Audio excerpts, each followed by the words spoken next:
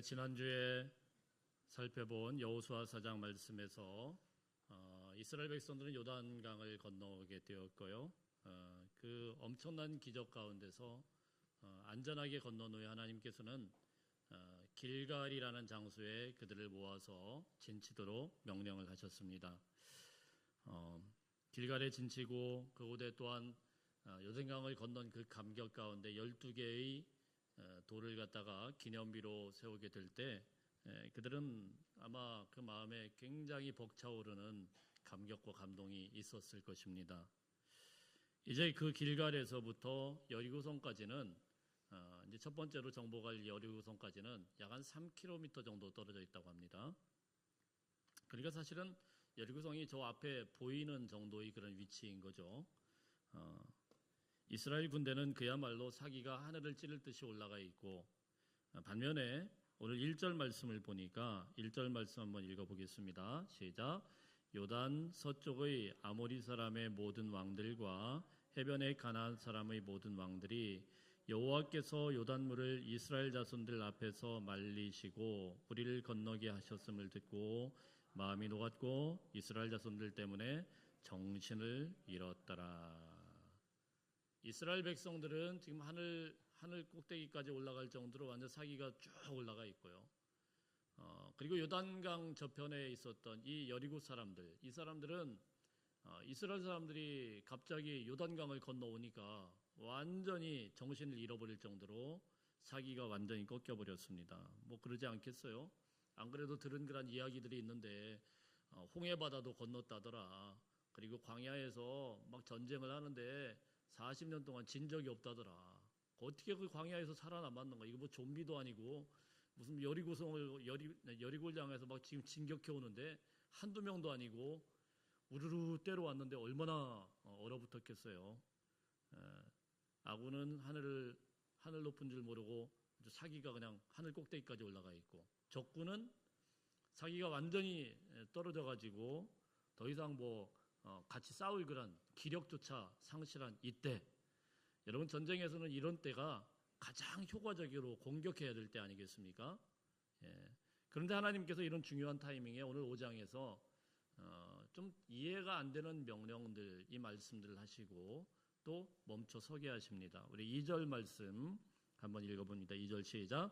그때에 여호와께서 여호수아에게 이르시되 너는 푸싯돌로 칼을 만들어 이스라엘 자손에게 다시 할례를 행하라 하시매.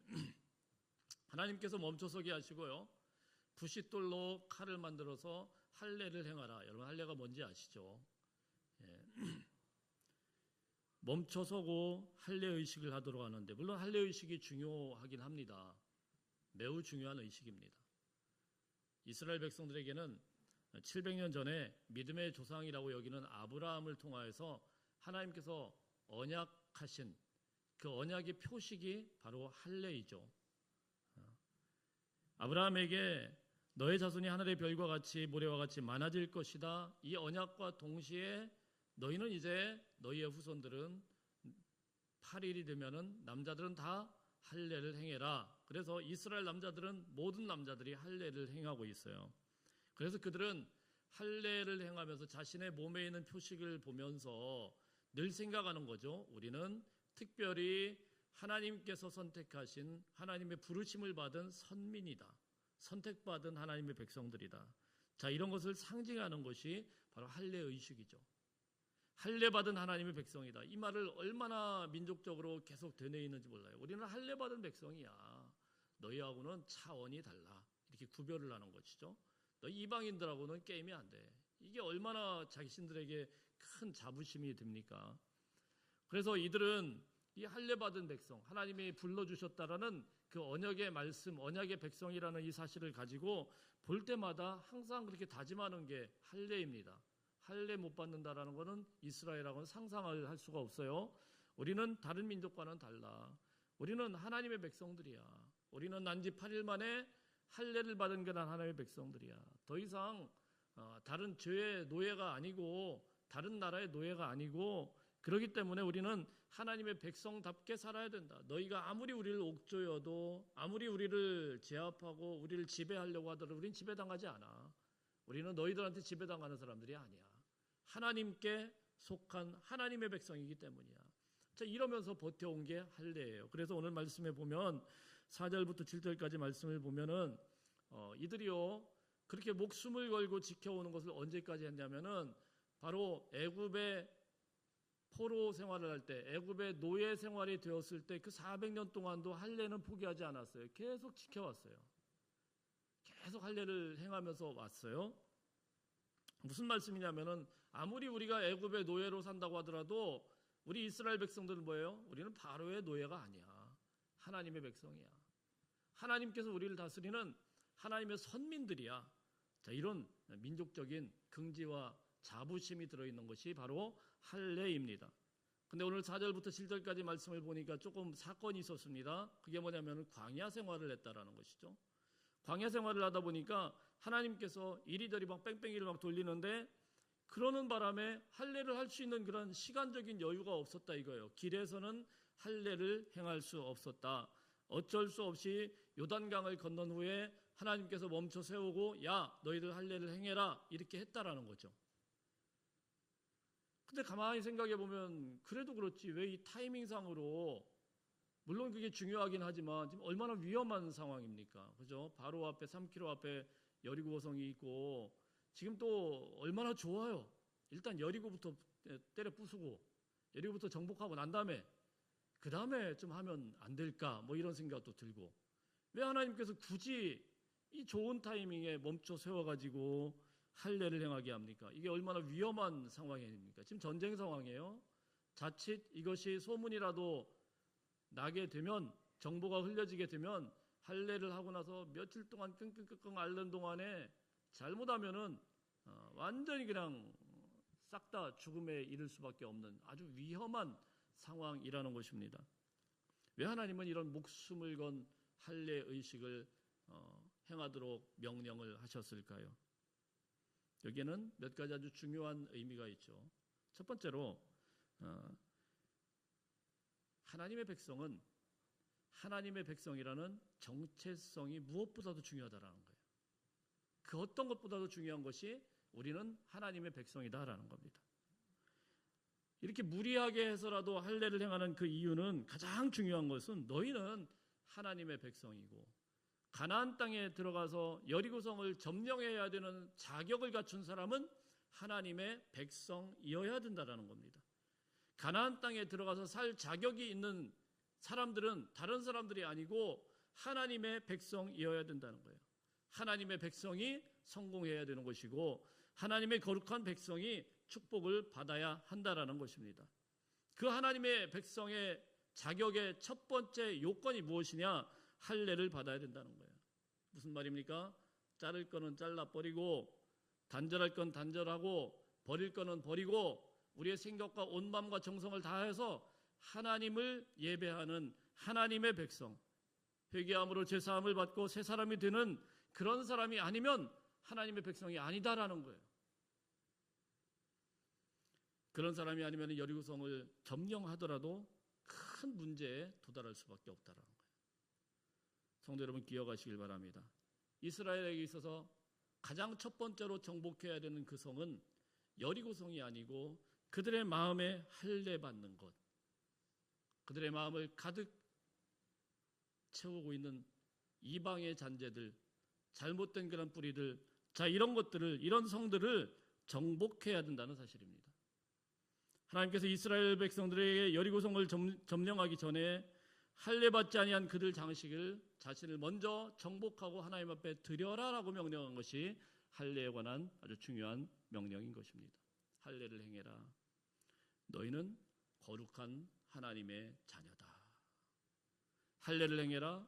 자를 것은 자르고 버릴 것은 버려야 된다. 여러분 오늘도 하나님께서 동일한 명령을 우리에게 하실 때 무엇입니까? 할례를 행해라. 그것은 무엇입니까? 너희는 누구의 백성인지를 분명하게 하라라는 거예요. 거룩해져야 되고 성별해야 되는 거예요. 우리는 성도라고 부르죠. 거룩성자예요. 거룩한 하나님의 백성들, 하나님의 백성은요 거룩이 표지예요. 거룩하지 않고 온갖 세상의 것들로 다 찌들어가지고 교회를 나와도 하나님 앞에 나와도 똑같아 버리면 안 된다라는 것이죠. 하나님 앞에 예배하는 예배자들은 다 자를 건 자르고 없앨 건 없애고 그리고 하나님 앞에 나가야 돼요. 거룩이 없으면 시체예요. 우리 그걸 알아야 돼요. 우리 한번 따라하겠습니다. 거룩이 없으면 시체다. 맞는 말인지 모르겠지만 여러분 기억하시길 바랍니다. 우리가 아무리 대단한 그런 열정을 가지고 있고 아무리 큰 힘을 갖고 있고 우리가 위대한 그런 것들을 위대한 일들을 한다고 하더라도 거룩하지 않으면 자를 거 자르고 없앨 거 없애지 않으면 하나님께서 우리 인생의 거룩함을 채워주질 않아요.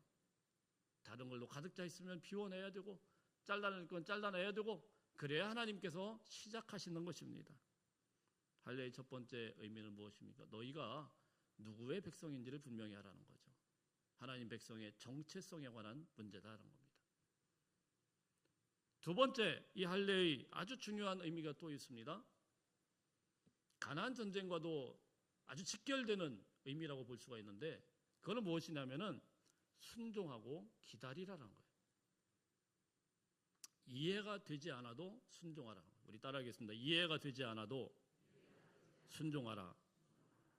여러분 하나님의 말씀은요 이해해가지고 깨달아가지고 순종하는 게 아니에요.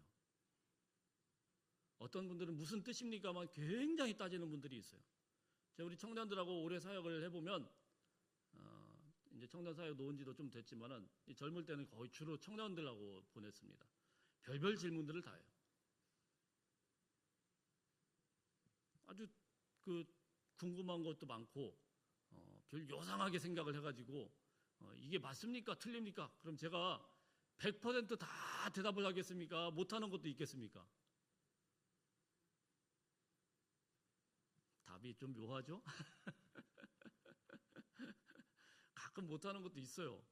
걔들이 이상하게 생각을 하고 뭐 이렇게 물어보면 특히 요즘에 뭐 아주 인터넷을 검색을 많이 하니까 애들이 막 찾아본 정보가 저보다 더 뛰어난 경우가 가끔 있습니다. 그러면은 이제 제가 좀 말이 막힐 때가 가끔 있죠. 그럴 때는 제가 이야기합니다. 이제 좀 슬쩍 이야기하면 시끄러. 이해가 되든 이해가 안 되든 순종해야 돼. 왜냐면 나는 그렇게 살았으니까 너도 그렇게 살아야 돼. 근데 여러분 이게 정답이에요. 하나님의 말씀이 이해가 돼가지고 순종하는 게 아니에요.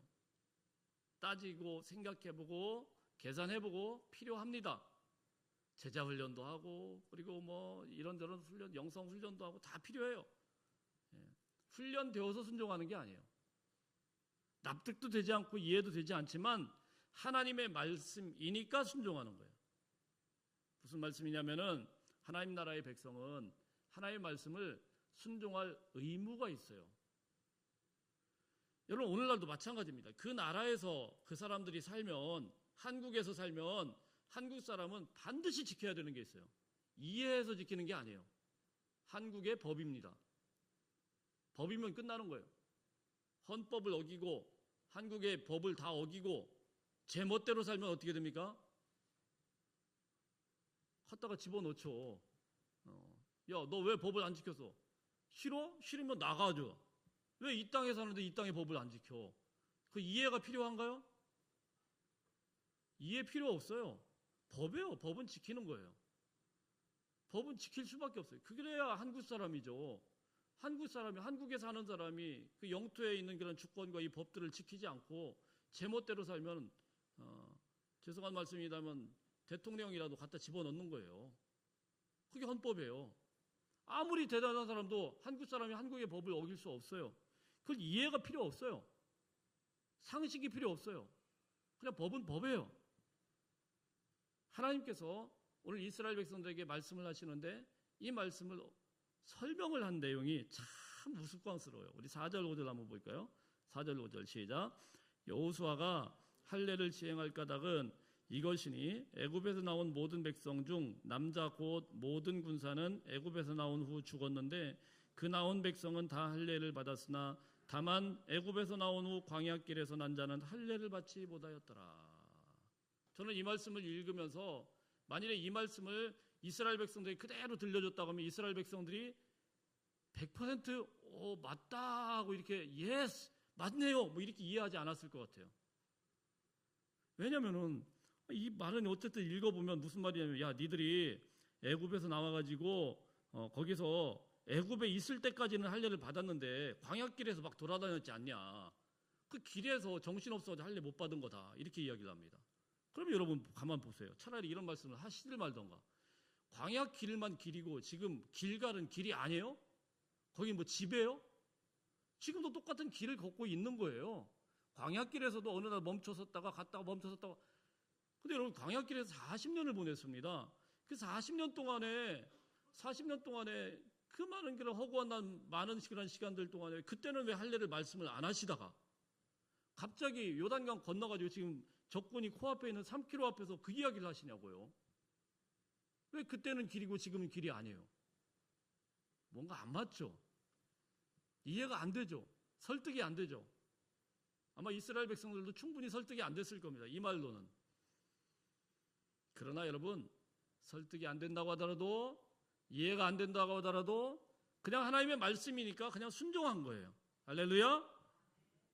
어떤 때는 하나님의 말씀이라는 것이요, 아무리 묵상을 해보고 아무리 이해하려고 해도 이해가 안 되는 경우가 있어요. 그러나 하나님의 말씀은요, 이해하여서 우리가 다 깨달아져서 설득하는 게 아니고 그냥 먼저 순종할 때 그때 하나님께서 역사하시는 거예요. 교회의 존재의 이유가 무엇입니까? 여러분, 목사의 말은 어겨도 됩니다. 목사의 말은 대들어도 상관없어요. 목사의 말이니까. 제 생각이 틀릴 수 있죠. 당연히. 그럴 때는 목사님 그거 아닌 것 같습니다. 얼마든지 가능한 거예요. 그건 전혀 문제가 안 됩니다. 그런데 뭐 목사의 말이 듣기 싫다고 하면 뭐 안 들을 수도 있어요. 그거는.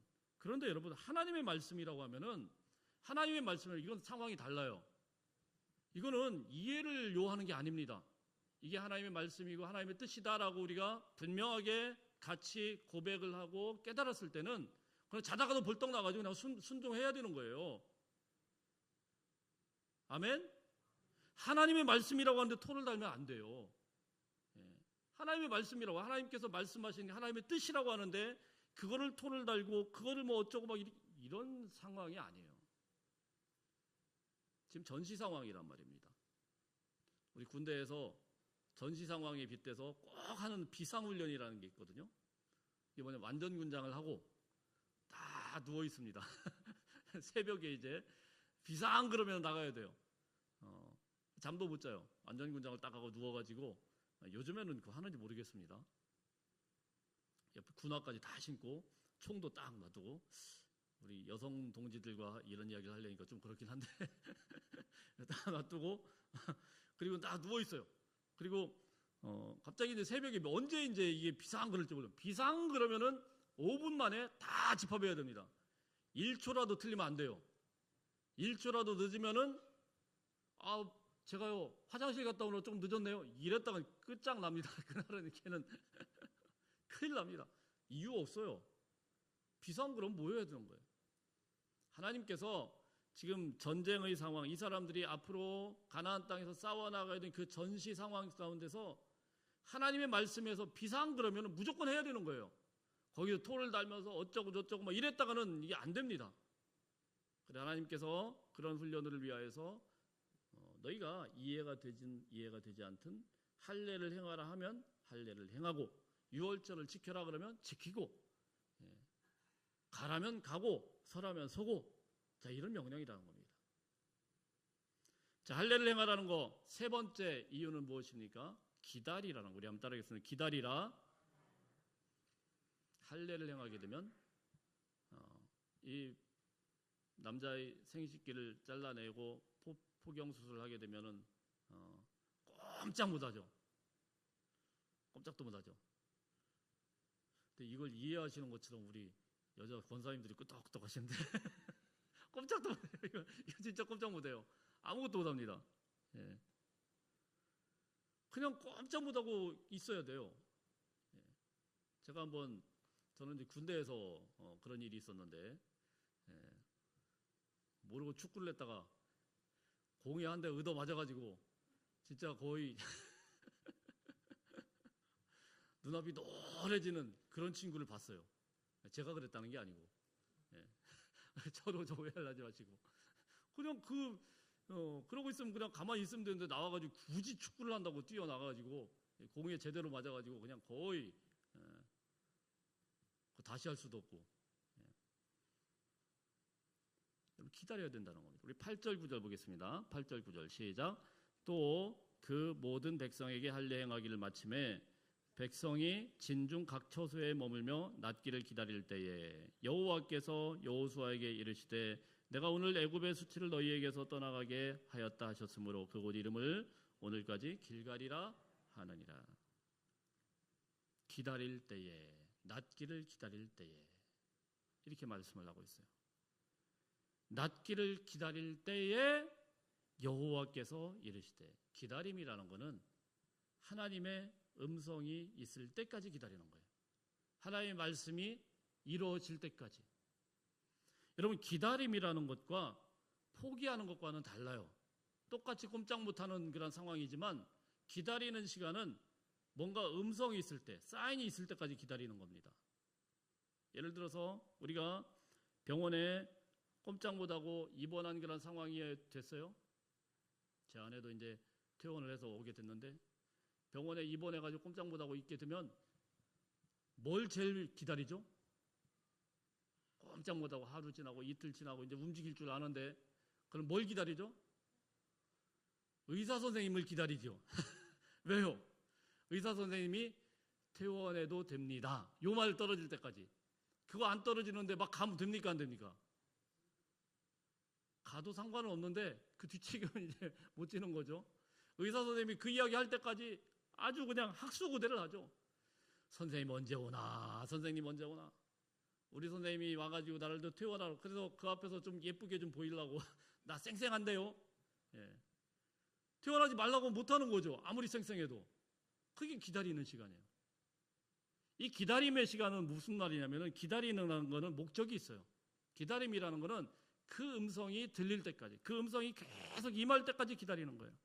하나님의 말씀이 드디어 기다리고 기다렸더니 그때 드디어 말씀하는데 이제 됐다라고 할 때까지 기다리는 거예요.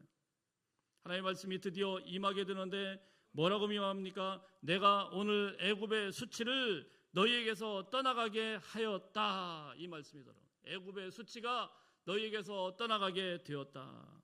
드디어 하나님께서 이스라엘 백성들을 애굽의 수치를 물러내고 하나님의 백성으로 인정하셨다라는 말씀이에요. 이 말씀이 들리게 되는 거예요. 그래서 길갈이다. 아직까지도 이스라엘 백성들은, 할례받지 않은 이스라엘 백성들은 애굽적인 수치가 얽매고 있었다라는 거예요. 과거의 노예의 근성과 과거의 상처로 얼룩진 그 모든 수치가 가지고는 이제는 가나안 땅에 가도 똑같다라는 겁니다. 그래서 할례를 행한다라는 것은 단순히 몸에 포피를 베는 것이 아니라 내 안에 남아있는 이 과거의 패배주의, 과거의 그런 상처들, 과거의 얼룩진 것들을 싹 다 제거해서 물러가였다, 굴러갔다. 이게 할례의 의미라는 것입니다. 기다리는 것과 포기하는 건 달라요. 똑같이 꼼짝을 못하지만 기다림은 마음이 움직이는 거예요. 마음이. 내 마음이 기다리는 건 그냥 마음이 그냥 가만히 내려놓는 게 아니고 노심초사 뭘 듣기를 원합니까? 하나님의 음성 듣기를 원하는 거야. 하나님이 도대체 언제 말씀을 하실까? 하나님이 도대체 어떤 말씀을 하실까? 자, 여기에 온통 하나님께 관심 있는 게 하나님 안에서 기다리는 거예요. 예를 들어서 남자와 여자가 데이트를 하는데요. 남자 여자가 데이트를 하는데 지금은 그렇지 않습니다. 지금은 워낙 뭐 카톡으로 깨톡 이러면서 확인을 하니까 이놈이 왜 늦었는지, 제가 왜 무슨 일이 있는지 금방 확인하죠.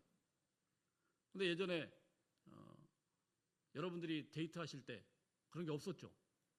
그때는 어느 날 뭐 무슨 다방에 자 바바리 코트를 딱 입고 내가 딱 있을 테니까, 그리고 당신은 또 어떤 옷을 입을래? 이렇게 확인해가지고 이제 몇 시에 딱 모이자고 딱 얘기를 합니다. 왔는데 바바리 코트를 입고 딱 있는데 안 나타나네.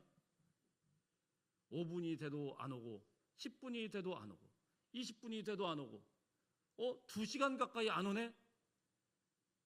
그런다고 쉥하고 가면 됩니까? 안 됩니까? 가는 사람은 좀 사랑이 좀 뜨뜻미지근한 사람. 사랑이 뜨거우면 뜨거울수록 어떻게 해요? 기다리죠. 그 기다리는 그 시간 동안에 1시간이든 2시간이 그 기다리는 동안에 그 남자의 머릿속에는 온통 누구에 대한 생각이 있어요? 온통 그 여자 생각밖에 없어요. 그게 기다리는 거예요. 그게 기다리는 거예요. 내가 여기 꼼짝 못하고 있긴 있지만 목적이 달라요. 포기하는 건 뭐예요? 꼼짝 못하지만 그 생각 안 해요. 에휴, 될 대로 되라. 이게 포기하는 거예요. 가만히 있는 것 같지만 걱정하고 설레고, 자, 이게 기다리는 거예요. 우리가 하나님을 기다리고 하나님을 예배한다라는 것은 같이 예배를 드리지만 하나님을 기대하고 하나님이 오실 그 나라를 기대하고 소원한다라는 것은 그런 마음이에요. 내려놓는 게 아닙니다. 하나님 오십시오. 하나님이 우리에게 말씀하십시오. 하나님 나에게 들려주십시오. 이 말씀을 사모함으로 기다리는 거예요. 그게 기다림의 시간이에요. 마음이 움직이고 마음이 동하고 마음이 함께하고, 자, 이게 기다림의 시간입니다. 사랑하는 성도 여러분, 성도는요 기다리는 사람들입니다. 성도는 내려놓고 포기하는 사람들이 아니에요. 기다리다 보면 언젠가 하나님의 때가 되면, 약속의 그 때가 되면은 하나님께서 이루실 날이 있다라는 걸 믿는 거예요. 그래서 여러분, 끝난 것 같지만 끝난 게 아닙니다. 다 된 것 같지만 다 된 게 아니에요. 기다리는 사람은 항상 소망이 있어요. 기다리시길 바랍니다. 기대하십시오. 하나님께서 여러분의 인생을 회복하시고 하나님께서 여러분의 인생을 이끌어내시고 일으키실 때가 있음을 믿으시길 바랍니다.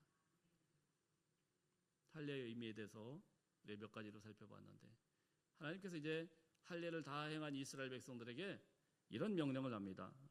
이건 명령이 아니죠. 우리 10절 보겠습니다. 10절 시작. 또 이스라엘 자손들이 길갈에 진쳤고 그달 14일 저녁에는 여리고 평지에서 유월절을 지켰으며, 그 달 14일에 유월절을 지켰다, 이렇게 말씀을 합니다. 유월절은요 이스라엘 교회력으로 정월, 지금 우리나라 1월이 아니고 이스라엘 유대력으로 1월 14일 날 지키는 겁니다. 그래서 보면은 여호수아 4장 19절 말씀에 보면은요, 첫째 달 10일에 백성이 요단에서 올라왔다. 그러니까 요단강을 건넜던 그 날이 언제냐면은 1월 10일이라고 그랬습니다. 1월 10일부터 14일째니까 4일 동안은 뭐 한 거예요? 할례 받고 4일 동안 끙끙 앓고 있는 거예요. 이제 4일 만에 유월절을 지키러 남자들이 벌떡 일어났습니다. 고통스러울까요? 즐거울까요? 굉장히 고통스러웠죠. 사실은 제일 힘들 때입니다. 한 3, 4일 지났을 때가 막 뚱뚱 붓고 제일 힘들 때 아니겠어요? 요즘처럼 무슨 항생제가 있는 것도 아니고 굉장히 힘든 그런 시간이었을 거예요. 그런데 그날 14일에 하나님 말씀에 명하신 대로 정확하게 율법에 따라서 이 유월절을 지키게 되었다라는 사실입니다. 왜 유월절을 지켜야 되었을까요? 이제 유월절은 이스라엘 백성들에게 굉장히 중요한 달이죠. 이스라엘에게 광복과 같은, 또 이스라엘 백성들이 시작된 이 건국의 역사가 유월절과 같이 함께한다고 보시면 되겠어요. 유월절 예배를 드린다라는 거, 유월절 예배를 다시 이제 40년 동안 드리지 못했던 이 유월절 예배를 다시 드리게 된다라는 거, 이거는 이제 하나님께 대한 새로운 그런 고백인 거예요. 이제 우린 유월절처럼 하나님께서 우리를 구원하신 그 어린 양의 보혈의 피로 인하여서 우리는 새로운 민족으로 이제 새로운 땅에서 새롭게 되기를 원합니다라는 신앙의 고백이 바로 유월절 제사인 것입니다. 사랑하는 성도 여러분, 이들에게 있어서 유월절은요, 유월절 어린 양은 죄로 인하여서 죽을 수밖에 없었던 우리를 구속하신 예수 그리스도의 그 보혈의 공로, 그 보혈의 공로와 똑같은 거 아니겠습니까? 이 보혈의 공로를 하나님 앞에서, 그 앞에서 우리가 고백하면서 그 안에서 출발하지 않으면은 우리 안에 있는 옛사람의 잔재가 꿈틀거리고 올라오고 이런 것들이 계속 우리를 장악하게 되면 사실 기독교는 출발한 것도 아니고요, 시작한 것도 아니에요. 처음부터 끝까지 우리가 이 어린 양의 피로 구원을 받았다, 어린 양의 피로 자유함을 얻었다, 이 고백이 있는 것처럼 우리는 그 십자가의 보혈, 이 십자가의 보혈이 아니면, 이 공로가 아니면 우리는 아무것도 아니다, 이런 고백과 함께 있어야 되는 것이 교회이고 그것과 함께 같이 예배에 드려야 되는 것이 하나님의 백성이라는 사실입니다. 그래서 이 6월절은 정말 신비한 거예요. 여러분이 하나님이 하나님이 주신 그런 꿈을 향하여서 전진할 때 항상 탄탄대로가 있는 건 아니에요. 하나님이 주시는 꿈으로 가는 길에서 마귀의 장애물이 나타나기도 하고 사망에서 공격도 일어나고 수많은 어둠의 군대와 화살들이 막 일어나게 되는데 이런 공격으로부터 보호하고 우리를 구원하신 그 은혜가 바로 6월절에 있는 겁니다. 예수의 피 흘림에는 우리가 알지 못하는 하늘의 신비한 능력이 있어요. 그래서 우리가 아무리 회의하고 우리가 아무리 노력해도 되지 않던 일들이 어린 양의 피가 우리를 커버하면은 어린 양의 피가 우리를 보호하면은 놀랍게도 쉽게 풀어지는 경우가 참 많다는 거예요. 그래 여러분 우리는 자나깨나 예수의 피 공로 이걸 외치고 묵상하고 그 앞에 우리가 마음을 드려야 돼요. 예수의 피밖에 없네. 할렐루야. 그런 고백들이 우리 삶의 자리에서 항상 있게 되는 저 여러분들이 되시길 축복합니다. 그래서 여러분 우리는 항상 우리 자신에게 또한 여러분의 자녀에게 어린 양의 피를 덮어달라고 예수의 피 공로를 위하여서 기도해야 되고 살아있는 교회는 항상 십자가를 설교해야 되고 십자가의 보혈의 은혜를 선포하는 그런 곳이어야만 한다는 것입니다. 정월 14일이 되었을 때 이들은 정확하게 6월절을 그 광야에서 여리고 평지에서 드리게 되었다는 사실입니다. 전쟁을 앞두고 할례를 행하고 6월절을 드리고 이제는 새로운 하나님의 백성으로 그 땅에 진군하여 들어가게 되는 것입니다. 자, 그리고 나서 하나님께서도 또 중요한 명령을 하나 하는데요. 11절, 12절 말씀, 11절, 12절 말씀 한번 읽어봅니다. 시작. 6월절 이튿날에 그 땅의 소산물을 먹되 그 날에 무교병과 볶은 곡식을 먹었더라. 또 그 땅의 소산물을 먹은 그 다음 날에 만나가 그쳤으니 이스라엘 사람들이 다시는 만나를 얻지 못하였고 그의 가나안 땅에 소출을 먹었더라. 자, 할례와 6월절은 그동안에 이스라엘 백성들이 40년 동안 못했던 것을 하나님께서 하도록 부활을 시켰어요. 그런데 하나님께서 그치신 게 있죠. 그건 뭐냐면 만나예요. 만나. 여러분 하나님께서 우리 인생을 가만 보면은요, 우리 인생에 더하시고 함께 하시고 축복해 주시고 채워 주시고 자 이런 은혜도 있지만 어떤 때는 있는 거 뺏는 은혜도 있어요. 그것도 은혜예요. 별로들 기분 나빠가지고 계속 내리던 만나를 하나님께서 거둬버렸었어요. 매일 내리던 만나를 싹 그치게 만들었는데 여러분 만나는 뭡니까? 200년 동안 200만 이스라엘 백성들을 광야에서 먹여 살린 음식 아닙니까? 매일 내리던 만나가 요단강을 건너서 가나안 땅에서 곡식을 먹는 바로 그 타이밍에 그 시간에 싹 그친 거예요. 여러분 이 타이밍을 한번 보세요. 하나님께서 이끌어 가신 그 타이밍. 광야에서는 만나가 필요했어요. 근데 요단강을 건넌 그 땅에는 이제 추수할 때입니다. 추수의 열매들이 아주 넘쳐요. 그러니까 만나가 더 이상 필요가 없어요. 추수철이 아니었으면 그들은 꼼짝없이 다 죽게 되는데 추수철에 맞춰서 요단강을 건너게 하신 게 하나님의 은혜예요. 할렐루야. 그때가 아니면 할례를 행할 수 없어요. 할례를 행하고 6월절을 이루게 하기 위해서 10일 날 딱 정하고 그리고 4일 후에 6월절을 행하도록 한 거예요. 하나님은 타이밍을 가지고 정확한 하나님의 때를 가지고 우리 인생을 이끌고 계심을 믿으시길 바랍니다. 가나안 땅에는 추수철이 돼가지고 곡식이 넘쳐 있었고 그리고 그들이 요단강이 들어가자마자 요단강을 건너자마자 만찬이 펼쳐 있어가지고요. 또 더군다나 이스라엘 백성들이 막 좀비처럼 온다고 그러니까 다른 사람들은 다 쫄아붙어가지고 지금 마음을 다 내려놓고 다 숨어 있잖아요. 그러니까 그곳에 적들도 없어요. 곡식이 널브러져 있어요. 열심히 먹게 된 겁니다. 먹을 때는 좋죠. 문제는 뭐냐면은 하나님의 타이밍은 축복도 있지만 그 시스템이 바뀌었다라는 것을 우리가 이해를 해야 돼요. 만나는 없었습니까? 만나는 가만히 있어도 돼요. 만나는 가만히 있으면 아침마다 하나님께서 내려주시는 거예요. 아무것도 안 해도 됩니다. 그냥 하늘만 쳐다보면 주여 만나 안 주나요? 그럼 만나 주시는 거예요. 근데 여기 요단강을 건넌 이 가나안 땅은 어때요? 시스템이 바뀌었어요. 지금 먹을 때는 좋지만 그 다음에부터는 어떻게 합니까? 가만히 있으면 주여 만나 안 줘요. 이러면 됩니까 안 됩니까? 없어요. 그쳤다라는 거예요. 거기에서는 새로운 환경에 맞춰서 새로운 시스템으로 우리가 바뀌어야 된다라는 거예요. 새로운 환경에서는 이제는 열심히 땀 흘리고 열심히 노동을 해야 얻을 수 있어요. 열심히 경작을 해야 거기에서 소산을 얻을 수가 있어요. 하나님이 축복을 주실 때는 믿음의 성숙도에 따라서 패턴을 바꾸신다는 것을 알아야 됩니다. 갓난아기는 부모가 하나에서 10까지 다 챙겨 먹여줍니다. 어떤 할머니들 보니까 애들 먹인다고 애가 소화 못 시킨다고 얌얌얌얌 씹어가지고 이렇게 갖다 주시던데 기겁을 하죠 요즘 며느리들은. 왜 애기들은 또 그렇게 먹이는 거죠. 애기가 뭐 어떻게 씹겠어요. 하나님께서 그렇게 다루셔요. 그게 만나예요.